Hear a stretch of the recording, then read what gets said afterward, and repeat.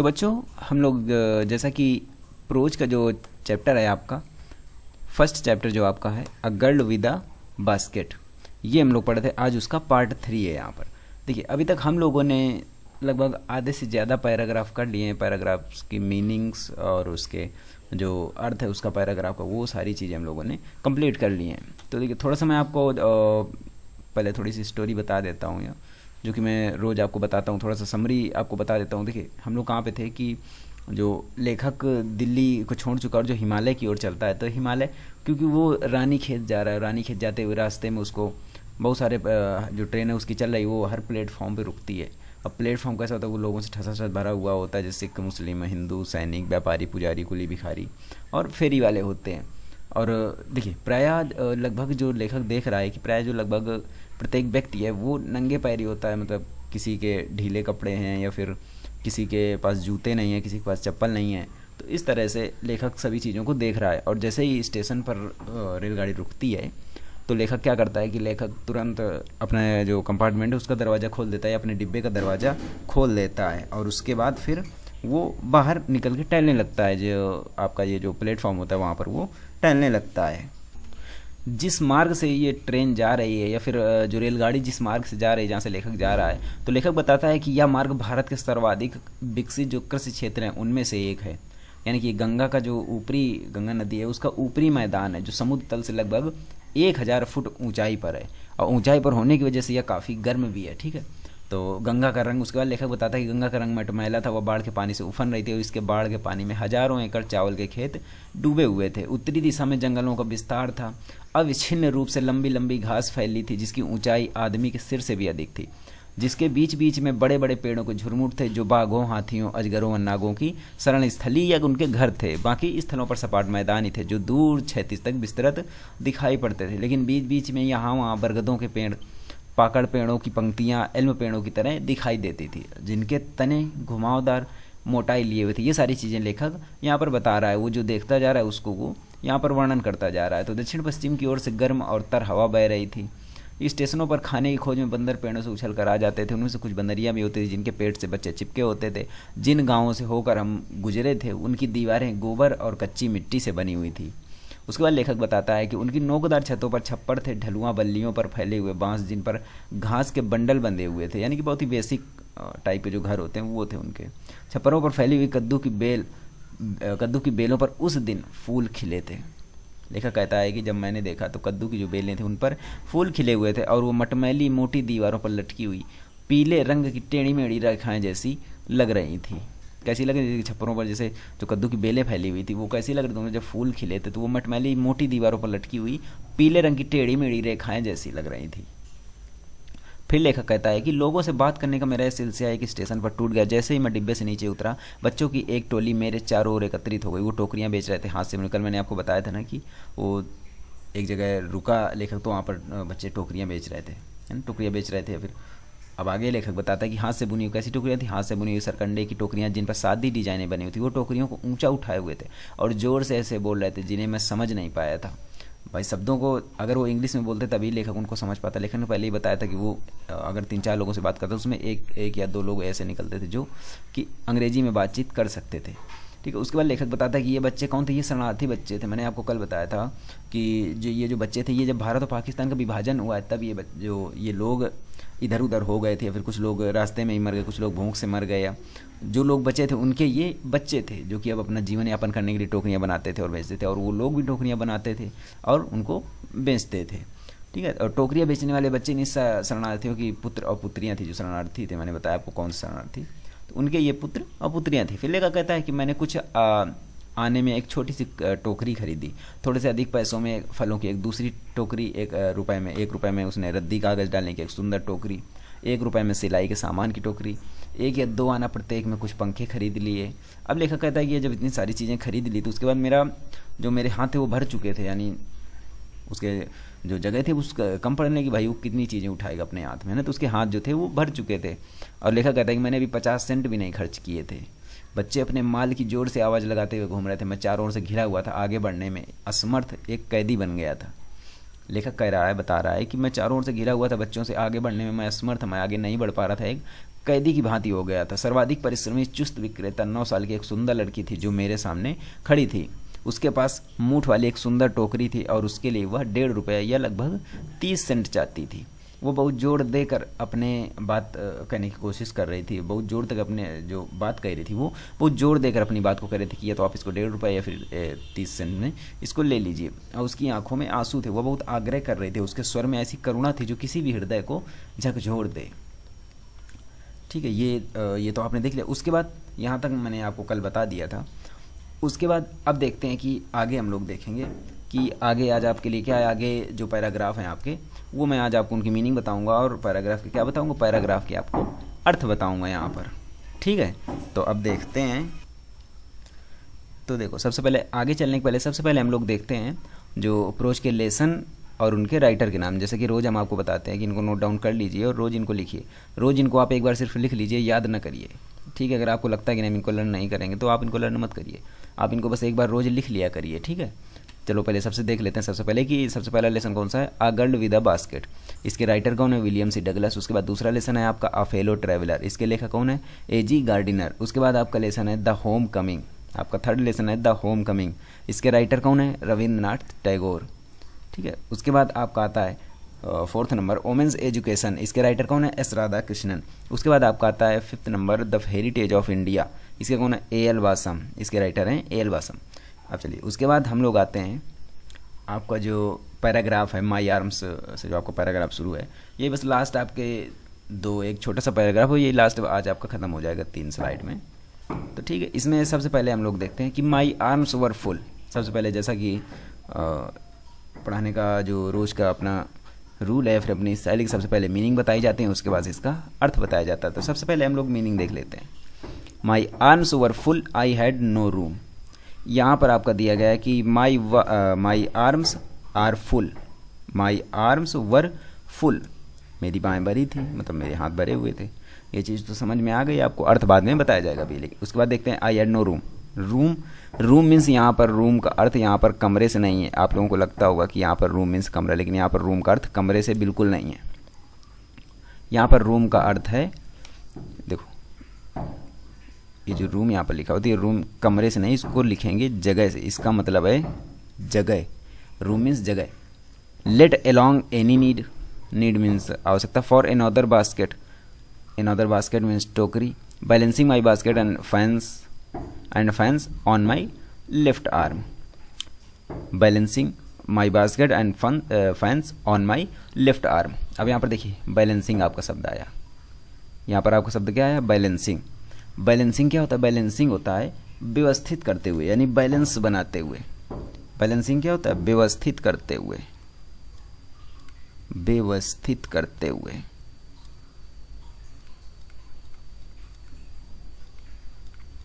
Balancing में व्यवस्थित करते हुए, ये आपका शब्द। उसके बाद my basket and fans on my left arm. Left arm means बाँ या भुजा, लेफ्ट मीन्स बाई। I reached into my right coat pocket and got a handful of change. I reached into my right coat pocket.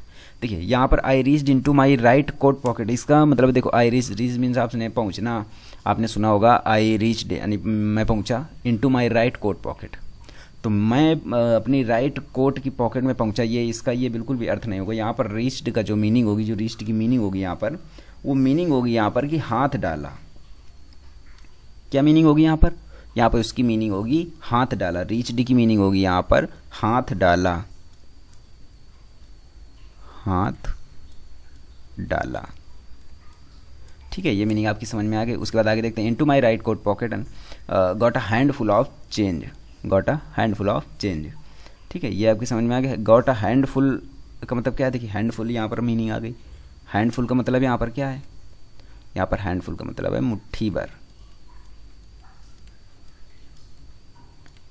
Handful का मतलब है मुट्ठी भर of change. Change जो मतलब जो चेंज जो पैसे थे उसके, जो है ना खुले पैसे जिसको कहते हैं। Perhaps 15 cents in all which I deposited when I which I deposited. Deposit देखिए यहाँ पर आपकी मीनिंग आ गई डिपॉजिट।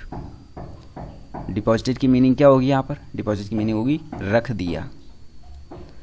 डिपॉजिट कर दिया, डिपॉजिट कर दिया या रख दिया। उसके बाद in the basket that the young girl held imploringly, held imploringly before me, held imploringly before me. यहाँ पर देखिए एक मीनिंग आपको यहाँ पर दिखी, इम्प्लोरिंगली। इस मीनिंग का जो अर्थ है वो क्या होगा, विनय से, विनय से यानी विनती करते हुए, विनय से।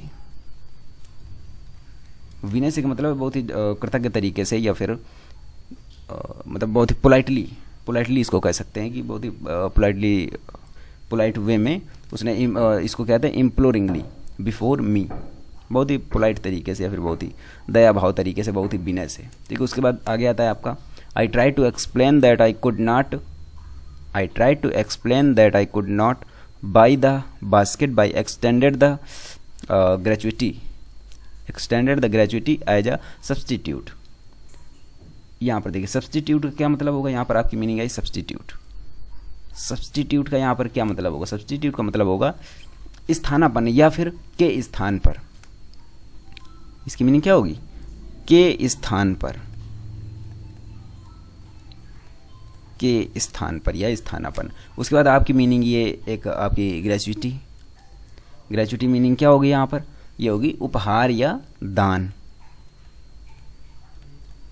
उपहार या दान, या तो हम इसको दान कह सकते हैं या फिर कह सकते हैं इसको उपहार। और एक्सटेंडेड, एक्सटेंडेड क्या होगा, एक्सटेंड किया यानी बढ़ाया, एक्सटेंडेड की मीनिंग क्या होगी, बढ़ाया।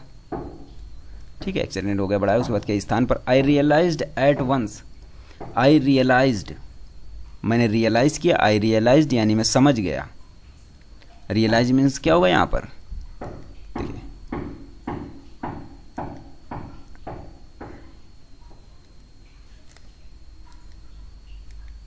देखिए यहाँ पर क्या होगा आपका ये रियलाइज, रियलाइज मीन्स क्या होगा, समझ गया, समझ गया। उसके बाद आपका आता है at once what offence, at once what offence I had given. Offence means क्या होगा, ऑफेंस मीन्स आपका होगा अपराध। आपकी जो ऑफेंस मीनिंग आई, ऑफेंस मीन्स क्या होगा, अपराध, ऑफेंस मीन्स अपराध। I had given the this child of 9, मैंने चाइल्ड ऑफ 9 मैंने आपको कल बताया था, गर्ल ऑफ 9, उसका क्या मतलब होता है कि 9 साल की लड़की। कल मैंने आपको बताया था, इसका मतलब क्या था, उसका मतलब कि 9 साल की लड़की। This child of 9 dressed in rags, dressed in rags, ये क्या होता है, ड्रेस्ड इन रैक्स क्या होता है, ये चिथड़े, चिथड़े या फटे हुए। ड्रेस्ड इन रैक्स क्या होता है, चिथड़े या फटे हुए। And on the edge of starvation, and the edge of starvation, starvation क्या होता है यहाँ पर, देखिए स्टारवेशन की मीनिंग होती है भूखमरी, भूखमरी या अत्यधिक गरीबी, अत्यधिक गरीबी को क्या कहते हैं, भूखमरी। Raised her chin, raised means क्या होता है, उठाई, रेज्ड मीन्स उठाई। Chin reached into the basket, reached into the basket. अभी मैंने रीच्ड की आपको मीनिंग बताई थी थोड़ी देर पहले यहाँ पर। रीच्ड की मीनिंग यहाँ पर क्या होती है, हाथ डाला वहाँ पर थी, लेकिन यहाँ पर रीच्ड इनटू द बास्केट, मैंने उसकी टुड्डी उठाई। यहाँ पर देखिए भूखमरी, जैसे स्टारवेशन की मीनिंग यहाँ पर भूखमरी हो गई। उसके बाद ये रेज चिथड़े हो गए, तो मीनिंग आपको समझ में आ गई। अभी इसके आगे का पैराग्राफ होगा वो भी उसको देख लेते हैं, फिर उसके बाद मैं इसका अर्थ बताता हूँ आपको। उसके बाद आगे आते हैं, देखो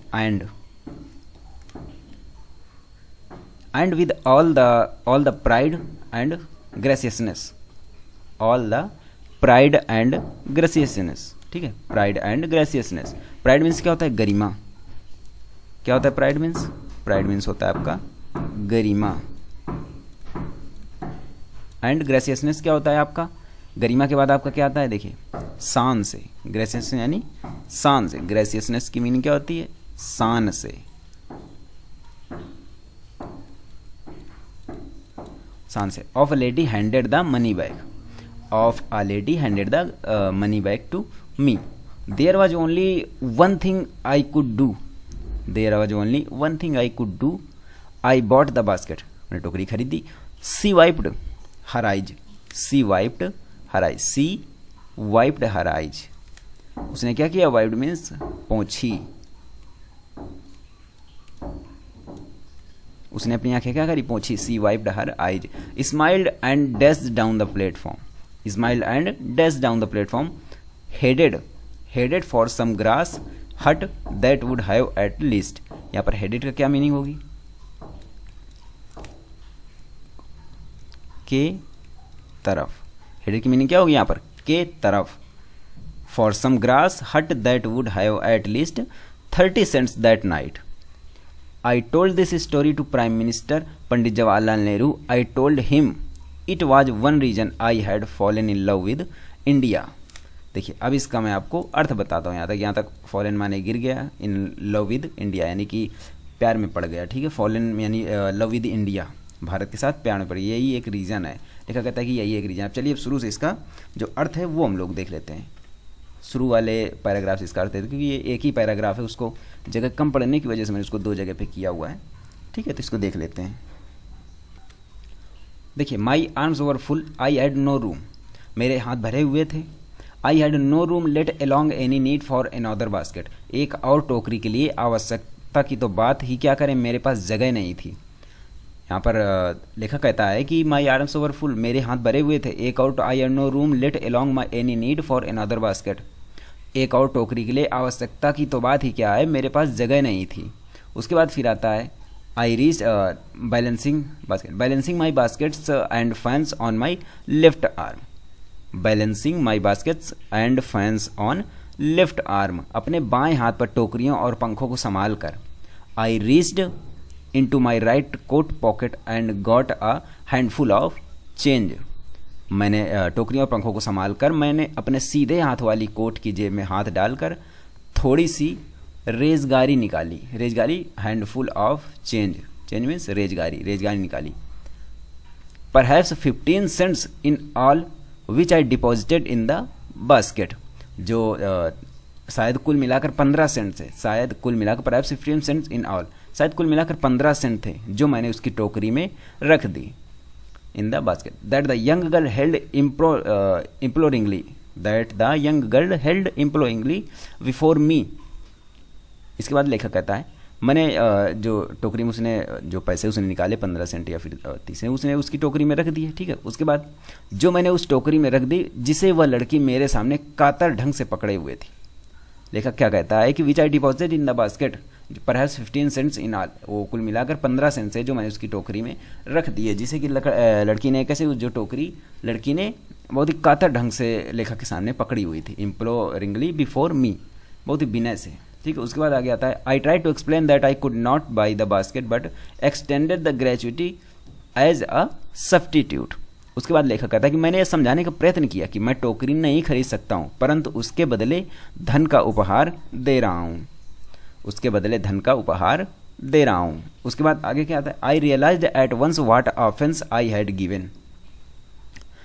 उसके बाद लेखक कहता है कि मैंने तुरंत अनुभव किया, आई रियलाइज्ड एट वंस, मैं समझ गया, I realise at once what offence I had given, मैंने तुरंत अनुभव किया कि मैंने कोई अपराध कर दिया है। दिस चाइल्ड ऑफ 9, इस 9 वर्ष की बच्ची या 9 वर्ष की बच्ची, this child of 9 dressed in rags and on the edge of starvation raised her chin reached into the basket. उसके बाद लेखक कहता है कि यह मैंने तुरंत अनुभव किया कि मैंने कोई अपराध कर दिया। इस 9 वर्ष की बच्ची ने जो फटे कपड़े पहने थी और भुखमरी के कगार पर थी, अपनी ठोड़ी ऊपर उठाई, टोकरी में हाथ डाला, अपनी ठोड़ी ऊपर उठाई, raise her chin reached into the basket, टोकरी में हाथ डाला, और उसके बाद and with all the pride and graciousness of a lady handed the money back to me. उसने अपनी टोकरी में हाथ डाला और एक स्वाभिमानी स्त्री जैसे सम्मान और गौरव के साथ वो धन मुझे लौटा दिया। उसके बाद आता है there was only one thing I could do, there was only one thing I could do, केवल एक ही काम था जो मैं कर सकता था। क्या था वो काम? आई बॉट द बास्केट, मैंने टोकरी खरीद ली। सी वाइप्ड हर आइज, उसने अपनी आंखें पोछी या फिर अपने उसने जो आंसू थे उसको पोछा।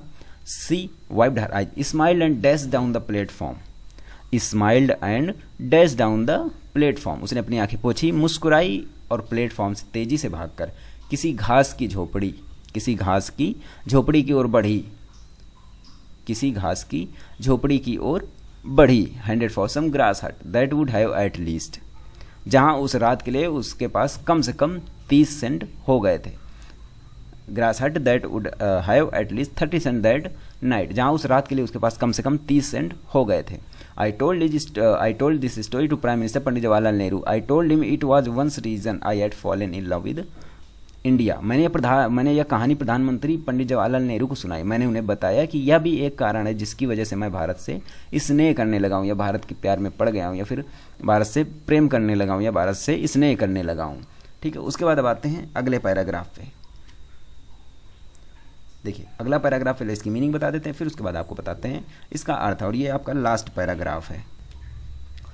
The people I saw in India, those in the villages. I saw means देखा, सॉ मीन्स देखा, in India those in the villages, गाँव में, as well as those in high office, have both pride and lively sense, have both pride and lovely sense, have both pride and lively sense. Lively क्या होता है यहाँ पर? Lively होता है आपका जीवंत। क्या अर्थ होता है इसका? इसका अर्थ होता है आपका जीवंत। लिवली मीन्स क्या होता है? जीवंत। लिवली सेंस, ठीक है। सेंस मीन्स आपका क्या होता है? सेंस मीन्स आपका होता है भाव। Of decency and citizenship, decency and citizenship. Decency क्या होता है? देखिए सिटीजनशिप तो आपकी नागरिकता हो गई, सिटीजनशिप आपकी क्या होती है? नागरिकता। सिटीजनशिप आपकी हो गई नागरिकता। उसके बाद डिसेंसी क्या होती है? डिसेंसी आपकी होती है सज्जनता या शराफत। सेंस मीन्स भाव, ऑफ डिसेंटी यानी शराफत या सज्जनता, शराफत। And see they also have a passion for independence, they also have a passion for independence. ठीक, उसके बाद आगे देखिए, this beautiful child born in scholar and poverty, this beautiful child in born in scholar. Scholar क्या होता है आपका? गंदगी, गंदगी। और पॉवर्टी क्या होती है आपकी? गरीबी। पॉवर्टी क्या होती है आपकी? गरीबी। ठीक है, उसके बाद आगे देखते हैं, uneducated in both, uneducated, uneducated क्या होता है आपका? अनभिज्ञ या अनजान, अनभिज्ञ या अनजान। In both grammars, in both grammar and manners, manners means क्या होता है आपका? तौर तरीके, मैनर्स मीन्स तौर तरीके। उसके बाद आपका था had given me a glimpse, had given me a glimpse of the warm soul of India, had given me a glimpse. Glimpse क्या होता है आपकी? झलक, ग्लिम्स मीन्स झलक, of the warm soul of India. चलिए अब इसका देखिए मीनिंग आपको हमने बता दी। उसके बाद चलिए आगे इसका अर्थ देख लेते हैं। ये हमारा लास्ट पैराग्राफ है, आगे देख लेते हैं इसका अर्थ। देखिए द पीपल आई सा, the people I saw in India, the people I saw in India, those in the villages as well as those in high office. ठीक है, जो लोग मैंने भारत में देखे गांव में तथा ऊंचे पदों पर आसीन भी, have both pride and lively sense of decency and citizenship, उनमें स्वाभिमान तथा अच्छे व्यवहार और सुयोग नागरिकता की भावना भरपूर है। दे also have a passion for independence, they also have a passion for independence. इसका क्या मतलब होगा? उनमें स्वतंत्रता के लिए तीव्र लालसा है। स्वतंत्र, दे also have a passion, passion means लालसा, स्वतंत्रता के लिए तीव्र लालसा है। उनका वो पैशनेट है, वो एक अच्छे तरीके से वो पैशनेट है किस चीज़ के लिए? स्वतंत्रता के लिए उनमें तीव्र लालसा है। उसके बाद this beautiful child born in squalor and poverty, इस सुंदर बच्ची ने जो गंदगी और गरीबी में पली थी। Uneducated in both grammar and manners, जिसे भाषा और व्यवहार की किसी स्कूल में कोई शिक्षा नहीं मिली थी, जिसे भाषा और व्यवहार की किसी स्कूल में कोई शिक्षा नहीं मिली थी। Had given me a glimpse of the warm soul of India, मुझे भारत की गहन भावना, प्रधान आत्मा की एक झलक दिखा दी थी। क्या कहता है लेखक यहाँ पर कि जो the people I saw in India those in the villages as well as those in high office, जो लोग मैंने भारत में देखे गांव में तथा ऊंचे पदों पर आसीन भी, उनमें स्वाभिमान तथा अच्छे व्यवहार और सुयोग नागरिकता की भावना भरपूर थी। Decency and citizenship. They also have a passion for independence, उनमें स्वतंत्रता के लिए तीव्र लालसा थी। This beautiful child born in scholar and poverty, इस सुंदर बच्ची ने जो गंदगी और गरीबी में पली थी, uneducated in both grammar and manners, जो जिसे भाषा और व्यवहार की किसी स्कूल में कोई शिक्षा नहीं मिली थी, had given me a glimpse of the warm soul of India, मुझे भारत की गहन भावना प्रधान आत्मा की एक झलक दिखा दी थी। ठीक है, तो ये आपका चैप्टर यहाँ पर फिनिश होता है, आपका पूरा चैप्टर यहाँ पर आपका होता है कंप्लीट। ठीक है, अब उसके बाद देखिए आगे इसमें क्या होगा। अब चैप्टर के बाद इसमें आगे जो होगा आपके आगे यहाँ पर आपके जैसे रेफरेंस हो गया, आपका कॉन्टेस्ट हो गया, जो एक्सप्लेनेशन होते हैं। ठीक है, यहाँ पर जो एक्सप्लेनेशन होते हैं, जैसे आपका जो पहला जो पैराग्राफ था द प्लेटफॉर्म वाला, द प्लेटफॉर्म्स वर है ना, लास्ट में हु स्पोक इंग्लिश, तो वो जो तो रेफरेंस कॉन्टेस्ट और उसके बाद एक्सप्लेनेशन। तो कल मैं आपको बताऊंगा कि इसका रेफरेंस कैसे लिखते हैं, कॉन्टेस्ट कैसे लिखते हैं और इसका एक्सप्लेनेशन कैसे लिखते हैं। अब इसके लिए आपको सबसे ज़्यादा ज़रूरी है कि जो मैंने आपको सबसे पहले जो चैप्टर के नाम आपको बताए थे मैंने, ठीक है, मैंने आपको चैप्टर के नाम जो बताए थे और उनके राइटर के नाम, वो आपको याद होने चाहिए। ठीक है, उसके बाद जब ये चैप्टर के नाम और आपको जो राइटर के नाम है वो सभी याद होंगे, तो आपको रेफरेंस और कॉन्टेस्ट लिखने में उनको कोई भी आपको प्रॉब्लम नहीं होगी। चलिए, अब उसके बाद देखिए, वीडियो आपने देख लिया, उसके बाद अगर आपको डेली वीडियो चाहिए तो भाई चैनल को सब्सक्राइब कर दो और उसके बाद वीडियोज़ को भी लाइक करते जाइए। उसके बाद देखिए, अगर आपको इसी चीज़ की PDF चाहिए जो मैंने आज आपको पढ़ाया, उसकी PDF अगर आपको चाहिए, जो मीनिंग यहाँ पर मैंने हाथ से लिखी वो आपको टाइप करके PDF में मिलेंगी। तो अगर आपको PDF चाहिए तो आप मेरे जो टेलीग्राम जो ग्रुप है या फिर जो टेलीग्राम चैनल है उसको आप ज्वाइन कर लीजिए यहाँ से। और उसके बाद अगर आपको कोई प्रॉब्लम होती है या फिर किसी भी तरह की आपको प्रॉब्लम है या आपको कोई क्वेश्चन करना है तो आप सीधे इंस्टाग्राम पर मुझे डायरेक्ट मैसेज या फिर DM कर सकते हैं। ठीक है, बिकम टॉपर ये इंस्टाग्राम की आईडी और ये बिकम टॉपर ये है आपकी टेलीग्राम की, जहाँ पर आपको PDF मिलेगा। ठीक है, तो ये सारी चीज़ें हो गई। बाकी कल रेफरेंस, कॉन्टेस्ट और एक्सप्लेनेशन देखेंगे। उसके बाद उसके अगले दिन हम लोग देखेंगे शॉर्ट क्वेश्चन और लॉन्ग क्वेश्चन। ठीक है, तो फिर मिलते हैं कल, तब तक के लिए नमस्कार।